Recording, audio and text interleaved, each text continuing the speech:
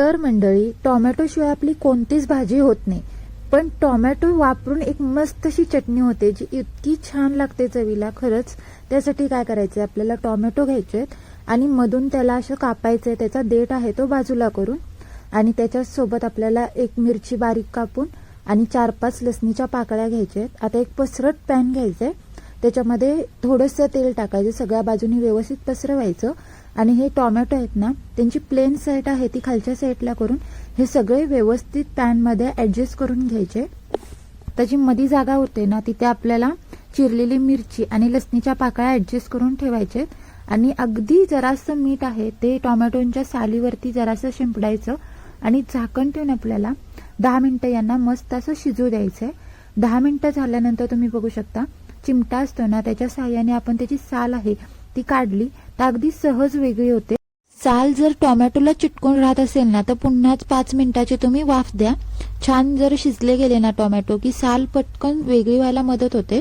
आता सगळी साल काढून झाल्यानंतर टोमॅटो आहेत ते आपल्याला असे पलटवून घ्यायचेत, म्हणजे खालच्या साईडनं सुद्धा ते मस्त असे भाजले गेले पाहिजेत. जितके छान ते खमंग भाजले जातील ना तितकी चटणी चवीला छान होते. पुन्हा झाकण ठेवून आपल्याला त्यांना 5 मिनिटासारखं शिजवून घ्यायचंय, म्हणजे दुसरी साईड ही मस्त शिजते. आणि 5 मिनिटं झाली होती. आता हे सगळं साहित्य आहे ते कोणत्याही प्लेटमध्ये किंवा बाउलमध्ये तुम्ही काढून घेऊ शकता. आता हे सगळं साहित्य आहे ते कोणत्याही पोटॅटो मॅशरनी किंवा कोणत्याही चमच्याच्या फॉकच्या मदतीने तुम्ही याला मॅश करून घेऊ शकता. मस्त असं मॅश करणं खूप गरजेचं आहे. ते जर सॉफ्ट असं शिजलं गेलं असेल ना तर मॅश व्हायला अजिबात वेळ लागत नाही, पटकन ते मॅश होतं, बघू शकता. आता याच्यामध्ये आपल्याला अर्धा बारीक चिरलेला कांदा घालायचा आहे, सोबतच बारीक चिरलेली कोथिंबीर, 1 चमचा धना पावडर आणि अर्धा चमचा जिरे पावडर, तसंच चवीनुसार मीठ. बस इतकंच घालायचं आहे याच्यामध्ये. याने इतकी मस्त चवीला होते ही चटणी. सगळं छान मिक्स करून घ्यायचं आणि कोणत्याही पराठ्यासोबत किंवा चपातीसोबत तुम्ही ही खाऊ शकता. खरंच खूप छान कॉम्बिनेशन लागतं. मी आता याच्यासोबत असा सिंपल पराठा बनवते जो खूप छान लागतो या चटणीसोबत खायला. त्यासाठी मी ते 1 कप गव्हाचं पीठ आणि 1 कप मैदा घेते. तुम्हाला हवं तर तुम्ही फक्त मैदा किंवा फक्त गव्हाचं पीठ वापरलात तरी चालेल. छान असं सगळं चाळून घ्यायचंय आणि याच्यामध्ये आपल्याला ओवा घालायचा आहे. ओव्याने चव खरंच खूप छान येते, अजिबात मिस करू नका. फक्त हातावरती घेऊन चांगला चोळायचा आणि मग घालायचा, म्हणजे फ्लेवर आहे तो खरंच खूप छान येतो.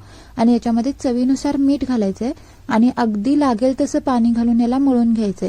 पाणी घालायच्या आधी फक्त ड्राय इंग्रेडियंट्स आहेत ना ते छान मिक्स करून घ्या, म्हणजे सगळ्या बाजूने डो एकसारख्या चवीचा तयार होतो.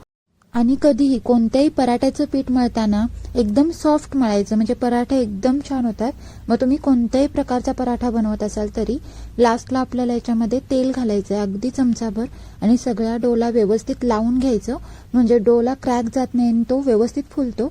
आणि आपल्याला याला झाकून ठेवून व्यवस्थित 10 मिनिटासाठी रेस्ट द्यायचे. तोपर्यंत आपण एक मस्त असा मसाला तयार करूया. त्यासाठी एका बाउलमध्ये अर्धा चमचा धना पावडर, अर्धा चमचा जिरे पावडर, जराशी कलोंजी, अर्धा चमचा गरम मसाला, अर्धा चमचा लाल तिखट आणि चवीनुसार मीठ घालायचे. आणि ह्याच्यामध्ये जरासं तेल घालून याची मस्त अशी पेस्ट तयार करून घ्यायची. याने पराठ्याला खरंच खूप छान चव येते. आता इकडे 10 मिनिटं झाली होती आणि पीठ बघू शकता मस्त सॉफ्ट तयार झालंय, फुललंय. त्याला आता आपल्याला जरासा तेलाचा हात लावून छान असं मळून घ्यायचंय. जितकं छान मळू ना तितका पराठा आहे तो मस्त तयार होतो. त्यामुळे व्यवस्थित असं याला मळून घेतलंय मी. आणि आता ह्याचे सिंपली आपल्याला गोळे तयार करून घ्यायचे. तुम्हाला पराठा कसा लहान मोठा हवा आहे त्यानुसार तुम्ही गोळ्याची साईज करून घेऊ शकता. इथे आता सगळे गोळे तयार करून झाले होते. यांना आता सुक्या पिठामध्ये डीप करायचं आणि आपल्याला याला लाटायचं आहे. जितकं शक्य होईल ना तितकं आपल्याला याला पातळ लाटायचं आहे, म्हणजे आपली पुढची प्रोसेस आहे ती एकदम छान आणि परफेक्ट होते. तिथे बघू शकता आपण थोडासा मैदा वापरला होता ना, त्यामुळे पीठ आहे ते थोडं स्ट्रेच होतं, पण शक्य होईल तितकं आपल्याला याला पातळ लाटून घ्यायचं आहे. पूर्ण मोठी चपाती लाटून झाली ना की मग आपण जी पेस्ट तयार करून ठेवली होती ना सगळी मसाल्यांची, ती ब्रशच्या मदतीने इथे लावायचे. सगळ्या बाजूनी इव्हनली लावायची, म्हणजे पराठ्याला चव खूप छान येते. नक्की ट्राय करून बघा ही ट्रिक. सगळ्या बाजूने पेस्ट लावून घेतली ना की मग वरती आपल्याला जरासा सुका मैदा असा भुरभुरायचा आहे, म्हणजे लेयर्स आहेत त्या सुट्ट्या व्हायला मदत होते.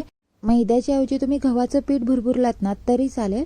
आता आपल्याला याचा टाईट रोल बनवून तयार करायचा आहे. एकदम असा घट्ट रोल झाला पाहिजे, म्हणजे लेयर्स एकसारख्या होतात. आता या सगळ्या रोलला आपल्याला वरून एक कट देऊन घ्यायचा आहे, म्हणजे 2 भागामध्ये डिवाइड करायचं आहे, पण पूर्ण नाही, खालून तो चिकटला गेला पाहिजे. असं जेव्हा होतं ना, तेव्हा आपल्याला सगळ्या लेयर्स वरच्या साईडला ठेवून ह्याचा रोल करायचा आहे आणि खालच्या साईडने ह्याला टक करून घ्यायचं आहे. अशा पद्धतीने हे सगळे गोळे आहेत ना, ते तयार करून ठेवायचे आहेत, म्हणजे आपल्याला पराठे लाटायला सोपं होऊन जातं. आता सेम रोल आपल्याला पिठामध्ये घोळवून घ्यायचा आहे आणि याला लाटायचं आहे. आता मात्र लाटताना अजिबात जास्त प्रेशर द्यायचा नाही, अगदी हलक्या हाताने लाटायचं आहे आणि खूप पातळ करायचं नाही. हलकं जाड असलं तरी चालेल, पण प्रेशर अजिबात द्यायचा नाही, नाहीतर लेयर्स आहेत ना त्या एकामेकामध्ये चिकटतात आणि व्यवस्थित निघत नाहीत. त्यामुळे आता बघू शकता मस्त असा हा पराठा आपला लाटून झालाय. तव्याला खालून जरासं तेल किंवा तूप लावायचं आहे, बटर लावलात तरी चालेल, तुमच्या आवडीचा प्रश्न आहे. तवा मात्र चांगला गरम करून घेऊन गॅस आहे तो बारीक करायचा आणि पूर्ण पराठा बारीक गॅसवरतीच आपल्याला भाजून काढायचा आहे, म्हणजे तो मस्त असा खुसखुशीत तयार होतो, कुरकुरीत तयार होतो. त्यामुळे दोन्ही साईडला मस्त तूप लावून मी खरपूस असं याला भाजून घेतलेलं आहे. एक पराठा भाजायला नाही म्हटलं तरी 1.5 ते 2 मिनिट लागतात, पण पेशन्सनी भाजा, रिझल्ट खूप छान येतो. बघू शकता किती मस्त पराठ्याला कलर आलेला आहे. अशा कलरवरती हे पराठे भाजून काढायचे आहेत. हे पराठे तुम्ही टिफिनमध्ये सुद्धा देऊ शकता, खूप छान लागतात खायला आणि कोणत्याही भाजीसोबत येतात. हे इवन हिरव्या चटणीसोबत सुद्धा खूप छान लागतात. अशाच पद्धतीने मी इथे सगळे पराठे भाजून घेतलेले आहेत आणि मस्त अशा टोमॅटोच्या चटणीसोबत मी हे पराठे सर्व केलेले आहेत आणि सोबतच काकडी चिरून ठेवले. तुम्हाला हवं तर तुम्ही लिंबूही घेऊ शकता.